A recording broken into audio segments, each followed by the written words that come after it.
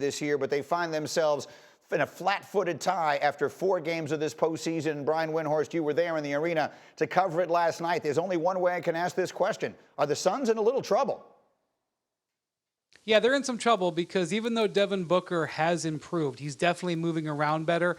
There's still no timetable for his return, and an ask for him to come back for tomorrow's Game 5 is a really tall task, and the Suns have struggled dramatically offensively, especially shooting the 3 ball in the 2 games he's missed. And even last night, the Pelicans completely switched their defensive strategy on Chris Paul, leading with Alvarado, who is absolutely adored here in New Orleans. After 19 points in Game 3, fourth quarter last night, 0 points in the fourth quarter.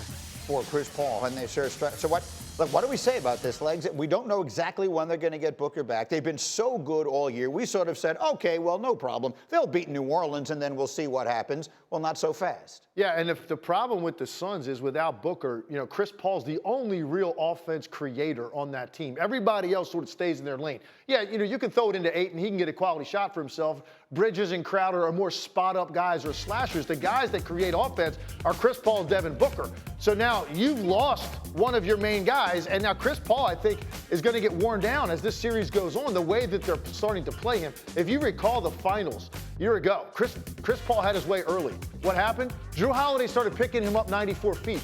When you have a guard this age and you start to get picked up full court every single possession, it is going to start to wear on you and grind on you, and that's the concern I have right now. You started to see it a little bit last night. Look, Suns have 2 out of 3 at home. They're still the #1 seed for a reason. It's not just Devin Booker. They're a great defensive team. They've got great role definition on this team. But right now, there's no doubt. New Orleans is sensing that they can win this series. Phoenix has an absolute fight on their hands. This is not a conversation the Suns were expecting us to be having in April. That is for sure. So there's only been no sweeps so far in the NBA playoffs first round. But that could change.